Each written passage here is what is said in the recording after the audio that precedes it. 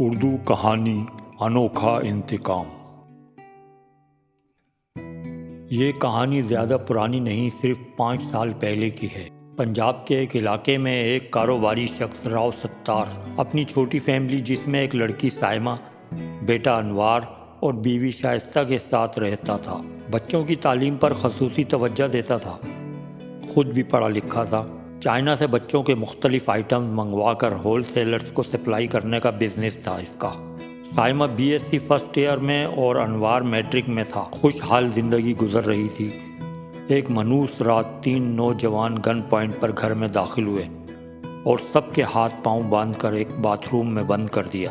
تھوڑی دیر میں سائمہ کو گھسیٹ کر باہر نکالا۔ چل ہمیں زیور اور نقدی نکال کر دے، کہاں چھپائی ہے؟ سب کے منہ پر ٹیپ لگا ہوا تھا۔ ستار اشارے سے التجا کر رہا تھا کہ میں دیتا ہوں سب کچھ، میری بچی کو چھوڑ دو، پر سرغنہ نے ستار کو سینے پر لات مار کر دروازہ بند کیا اور سائمہ کو لے گیا۔ ایک بندہ گن لے کر سرغنہ کے ساتھ اور ایک باہر مین گیٹ کی طرف منہ کر کے الرٹ کھڑے ہو گئے۔ سرغنہ اور وہ بندہ سائمہ کو لے کر بیڈ روم میں آ گئے۔ سائمہ بولی، پلیز میرا ہاتھ چھوڑو، میں آپ کو بتاتی ہوں زیور یہاں نہیں ہے۔ سرغنہ بولا، بکواس بند کر، ہم تجھے چور ڈاکو لگتے ہیں؟ میرے یہ ساتھی مجھے کلیوں کا پتہ دیتے ہیں اور مجھے کلیاں مسلنے کا نشہ ہے، لیٹ جا خاموشی سے۔ سائمہ کے تو ہوش اڑ گئے، اسے اپنی عزت کی سلامتی خطرے میں نظر آ رہی تھی۔ سائمہ نے چلانا شروع کر دیا۔ گن مین نے گن کا رخ سائمہ کی طرف کیا۔ خاموش ہو جا، اب آواز نکلی تو ہمیشہ کے لیے خاموش کر دوں گا۔ سائمہ بولی، مجھے مرنا منظور ہے، مار دو مجھے، لیکن اللہ کا واسطہ میری عزت پامال نہ کرنا، میں ہاتھ جوڑتی ہوں تمہارے آگے۔ سرغنہ نے گن مین کو تھپڑ مارا۔ بے وقوف، میری خوبصورت کلی کو مارے گا؟ مرے گا اس کا بھائی، باپ اور ماں۔ اگر یہ خاموش نہ ہوئی تو جا شیدے کو بول، جب تجھے بولیں تو ایک ایک کر کے مار دینا تینوں کو۔ سائمہ بے بس ہو گئی، کیونکہ وہ اپنے پیاروں کی زندگی داؤ پر نہیں لگا سکتی تھی، اس لیے اپنی عزت کی قربانی دے دی۔ سائمہ غم سے اور وحشیانہ تشدد سے نڈھال تھی، آنکھوں سے آنسو رواں تھے اور روح کرچی کرچی ہو کر بکھر گئی تھی۔ سرغنہ کپڑے پہنتے ہوئے بول رہا تھا کہ میں کوئی معمولی بندہ نہیں ہوں، چودھری عثمان کا اکلوتا وارث ہوں، چودھری سلمان۔ ہمارا سیاست میں اور تھانے کچہری میں بہت اثر و رسوخ ہے، پولیس کے پاس جانے کی بے وقوفی نہ کرنا، کوئی نہیں سنے گا تمہاری، بلکہ یہ کمرے کی کہانی سارے شہر میں افسانہ بن کر پھیل جائے گی، باقی تمہاری مرضی، ہمارے پر ہاتھ ڈالنے کی کسی کی جرت نہیں ہے۔ چل مرلی، شیدے کو بلاؤ۔ اور وہ نکل گئے۔ سائمہ گم سم نڈھال اپنے کپڑے سمیٹتے ہوئے، بکھرے بال، ویران آنکھوں اور بوجھل قدموں کے ساتھ باتھ روم کی طرف چل دی اور کنڈی کھول کر ماں کے سینے سے لگ کر زار و قطار رونے لگی، اور سب کو اس کی یہ حالت دیکھ کر اندازہ ہو گیا کہ کیا قیامت گزر گئی ہم پر۔ سائمہ کے دل کا غبار کچھ کم ہوا تو اس کو خیال آیا کہ سب کے ہاتھ منہ بند ہیں۔ جلدی جلدی رسیاں کھولیں، سب نے اپنے منہ سے ٹیپ ہٹائے اور ماں باپ بیٹی کو گلے لگا کر بے بسی سے روتے رہے۔ سائمہ رو رو کر کہہ رہی تھی کہ میں زندہ نہیں رہنا چاہتی ماں، میری عزت خاک میں ملا دی وحشی درندے نے۔ باپ نے کہا، نہیں بیٹی، ہمت نہیں ہارتے، ہم قانون کا سہارا لیں گے، مجرم کو سزا دلوائیں گے، چھوڑوں گا نہیں ان کو، تم شکل پہچان لوگی اس کی۔ سائمہ کو یاد آیا اور بولی، ابو کچھ نہیں ہوگا، اس ملک میں کسی عام انسان کو انصاف ملا ہے کبھی؟ انہیں کسی قانون کا ڈر نہیں، جاتے ہوئے خود بتا کر گیا ہے، اور ساری تفصیل بتائی۔ اچھا، تو یہ چودھری عثمان کا بیٹا تھا یہ؟ ستار بولا۔ کچھ بھی ہو، ہم خاموش نہیں بیٹھیں گے، ورنہ نہ جانے کتنی اور سائمہ ان کی حوث کا نشانہ بنیں گی۔ اسی وقت ستار اپنے بیٹے کے ساتھ مقامی تھانے گیا۔ ہیڈ مورر بیٹھا تھا، جا کے بتایا کہ ایک FIR کٹوانی ہے۔ ساری تفصیل پوچھی۔ جب چودھری عثمان کے بیٹے سلمان کا نام لیا تو وہ بولا، تم جانتے ہو وہ ایک معزز سیاسی شخصیت ہیں، ہماری نوکری تو جائے نہ جائے، آپ کو خطرناک نتائج نہ بھگتنے پڑ جائیں۔ جاؤ بھائی، گھر جاؤ اور جو ہوا اسے بھول جاؤ، ہم بھی بال بچے دار ہیں، مجبوری ہے ہماری۔ شکر کرو SHO صاحب گشت پر ہے، ورنہ آپ کے گلے پڑ جانا تھا انہوں نے۔ بھائی، ہمارے ساتھ ظلم ہوا ہے اور آپ ہمیں ہی ڈرا رہے ہو الٹا۔ مجھے آپ سے ہمدردی ہے پر میں بے بس ہوں، کچھ نہیں کر سکتا۔ ستار بھائی بولے میں ایس ایچ او سے بات کر کے ہی جاؤں گا، ہمیں انصاف چاہیے۔ 2 گھنٹے بعد ایس ایچ او صاحب آئے تو ستار نے روتے ہوئے ساری بات بتائی۔ اس پر ایس ایچ او بولا، آپ کو شرم نہیں آتی معزز لوگوں پر الزام لگاتے ہوئے؟ اپنی بچیاں سنبھلتی نہیں آپ لوگوں سے، دولت کے چکر میں پھانس لیتی ہیں، جب مطلب پورا نہ ہو تو الزام لگانے آ جاتے ہیں۔ یہ آپ کیا کہہ رہے ہو؟ میری بیٹی تو جانتی تک نہیں، وہ گن پوائنٹ پر داخل ہوئے تھے، بتایا تو ہے ساری بات۔ آپ ایف آئی آر کاٹو پلیز، آفیسر چلایا۔ اوئے جہاں زیب چلتا کر ان کو، پہلے ہی میرے سر میں درد ہو رہا تھا، اوپر سے یہ جھوٹے پرچے کروانے آ گئے۔ سپاہی آ گیا بازو سے پکڑتے ہوئے بولا، چلو بھائی نکلو، صاحب کی بات سمجھ نہیں آ رہی، ایسا نہ ہو تمہارے خلاف ہی پرچہ کاٹ دے۔ دونوں باپ بیٹے مایوس واپس نکل آئے۔ ایس ایچ او نے کال کر کے چودھری عثمان کو ساری بات بتائی تو وہ بولا، دیکھ لوں گا ان کو، بس تم دبکا لگا کے رکھنا ان کو۔ عثمان نے جو بھی ممکنہ جگہیں تھیں شکایت کی، وہاں اطلاع کر دی، اس نام کا بندہ آئے تو فلاں کیس کے سلسلے میں بھگا دینا، میرے سیاسی مخالف چال کھیل رہے ہیں۔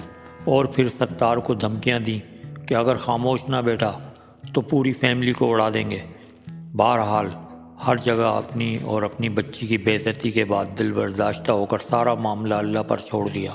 ماں نے سائمہ کا لیڈی ڈاکٹر سے مکمل ٹریٹمنٹ کروایا۔ وقت گزرتا رہا پر سائمہ کے اندر انتقام کی آگ بجھنے کا نام نہیں لے رہی تھی۔ اپنے سسٹم کے خلاف اس کے دل میں نفرت پیدا ہو گئی تھی۔ جہاں انصاف بکتا ہے، حقدار کو حق نہ ملے، لعنت اس نظام پر۔ اس کی پڑھائی میں دلچسپی ختم ہو گئی تھی، وہ گم سم سی رہنے لگی تھی۔ کسی کی ذرا سی دیر کی عیاشی نے ایک خوشحال زندگی کو زندہ لاش بنا کر رکھ دیا تھا۔ لیکن جب اللہ سے سچی لو لگا لو تو وہ مایوس نہیں کرتا، اور ایسا ہی ہوا سائمہ کے ساتھ۔ ایک دن سردیوں کی دوپہر تھی، سائمہ صحن میں دھوپ میں بیٹھی تھی۔ دروازے پر دستک ہوئی، دیکھا تو ایک خوبصورت لڑکی کھڑی تھی۔ سلام کیا، سائمہ نے جواب دیا اور کہا، جی آپ کون ہیں اور کیا کام ہے؟ وہ بولی، مجھے جمیلہ کہتے ہیں۔ سائمہ کا گھر یہی ہے؟ جی میں ہی سائمہ ہوں، خیریت؟ آپ کو کیا کام ہے مجھ سے؟ جی بات لمبی ہے، اگر آپ مناسب سمجھیں تو اندر ہو کر بات کر لوں۔ جی آ جائیں۔ وہیں سامنے کرسی پر دھوپ میں بیٹھ گئیں۔ جی آپ بتائیں۔ جمیلہ بولی، پتہ نہیں آپ مجھ پر بھروسہ کریں یا نہیں، لیکن میری بہن، میں جو بھی بات کروں گی سچ کروں گی۔ میں ایک اچھے خاندان سے تعلق رکھتی ہوں۔ یہ 9 سال پہلے کی بات ہے۔ میں ایک لڑکے سے بہت پیار کرتی تھی، گھر والے راضی نہ تھے تو میں اس کے ساتھ بھاگ گئی کورٹ میرج کرنے۔ اس بغیرت نے مجھے کوٹھے پر بھیج دیا۔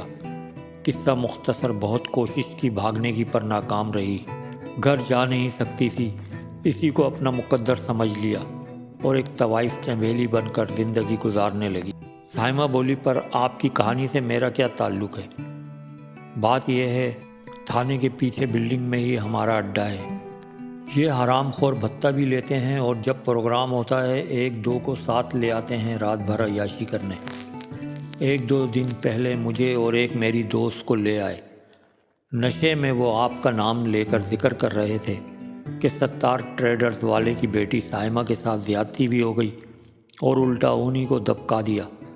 کیا کریں، اثر و رسوخ والوں کے خلاف جا کر مرنا ہے کیا؟ میرے ساتھ تو میری غلطی کی وجہ سے سب کچھ ہوا، مگر آپ کا تو کوئی قصور نہیں، پھر بھی انصاف نہیں ملا۔ دیکھو تم میری چھوٹی بہن کی طرح ہو، میں جھوٹ نہیں بول رہی، مجھے ایڈس ہے، پتہ نہیں کب تک زندگی ہے۔ ڈاکٹر کہہ رہے تھے تمہیں سلو افیکٹ کرے گی یہ بیماری، لیکن جو تم سے تعلق قائم کرے گا وہ بہت جلد متاثر ہو جائے گا، اس لیے آپ یہ دھندا چھوڑ دو، اور میں اب بس ظالم لوگوں سے انتقام لیتی ہوں جو ہمیں جانور سمجھ کے نوچتے ہیں۔ پلیز مجھے اس ظالم کا نام بتا دو جس نے آپ کی زندگی برباد کی۔ عیاش آدمی تک پہنچنا ایک طوائف کے لیے کوئی مشکل کام نہیں۔ سائمہ ہکا بکا اس کی باتیں سن رہی تھی، بولی، نہیں میں نے اللہ پر چھوڑ دیا ہے، ارے اللہ ہی نے مجھے بھیجا ہوگا تمہارے پاس۔